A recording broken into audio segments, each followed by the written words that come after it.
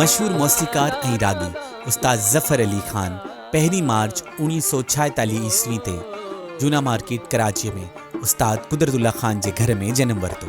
हिन इब्तिदाई तालीम कराची जे खत्री मोहल्ले वारे स्कूल मां वरिती, जॾहिं त मैट्रिक ओखाई मेमण स्कूल खारादर मां पास करण खां पोइ MA जिना कॉलेज कराची मां ग्रेजुएशन कयाई। राग खेसि विरसे में मिलियो, छाकाणि जो संदसि वालिद ॾाढो तोड़ेपड़ ॾाढो संगीत जी दुनिया जा वॾा नाला रहिया आहिनि।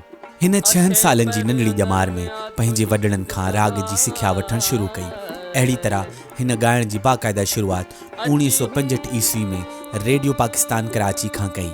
रेडियो ते खेसि प्रोड्यूसर जमील ज़ैदी मुतारिफ़ करायो ऐं जल्दी 1971 में मशहूर उर्दू क़ौमी गीत यारब मेरे वतन का ये परचम बुलंद रखना खेसि वॾी मक़बूलियत ॾिनी। इन खां पोइ रेडियो ते 50 खां वधीक कलामनि खे संदसि आवाज़ में रिकॉर्ड कयो वियो। इन दौरान 1971 ईस्वी में रेडियो ते सिंधी सर्विस शुरू थी, जिते शुरूआती गुलकारनि में उस्ताद ज़फ़र अली ख़ान भी शामिल हो। इन खां पोइ उस्ताद ज़फ़र अली ख़ान प्रोड्यूसर ख्वाजा इमदाद अली सां गॾिजी ड्रामनि जे लाइ कलाम कंपोज़ कया।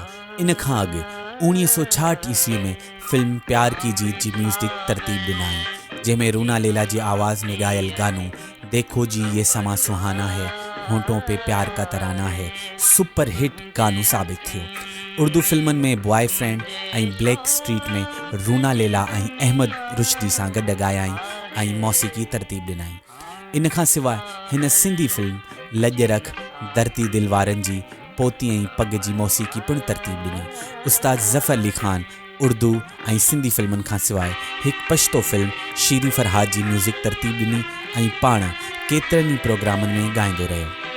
उस्ताद ज़फ़र अली ख़ान जी मौसीक़ीअ में मुल्क जे वॾनि गुलकारनि ॻायो, तिन में मेहंदी हसन, मोहम्मद यूसुफ, आबदा परवीन, सींगार अली सलीम, महनाज, सज्जाद अली ऐं ॿिया शामिल आहिनि। उस्ताद ज़फ़र अली ख़ान खे संदसि ख़िदमतनि जे एतराफ़ में केतिरनि ई इदारनि इनाम ऐं एज़ाज़नि सां नवाज़ियो, जिन में PTV नेशनल अवार्ड 1998 ऐं PTV नेशनल अवार्ड सन 2002 ॿियो भेरो बहितरीन मौसीकार तौरु मिलियो, जॾहिं त उर्दू जे प्रोग्राम सारेगा में 2 भेरा PTV अवार्ड ऐं ॿिया केतिरा ई अवार्ड शामिल आहिनि। उस्ताद ज़फ़र अली ख़ान 1973 ईस्वी में उस्ताद आशिक़ अली ख़ान जी नियाणी सां शादी कई, जंहिंमां खेसि 3 पुटनि ऐं 1 नियाणी जो औलाद थियो।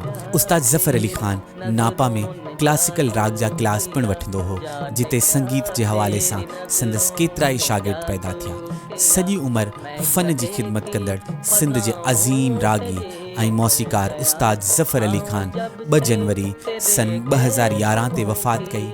खेसि कराची जे हिकु कब्रिस्तान में मिटीअ मां हवाले कयो वियो। अपना काली घटाओं से जी भर गया, जान क्या तेरी नजरों ने जादू किया, जाने क्या।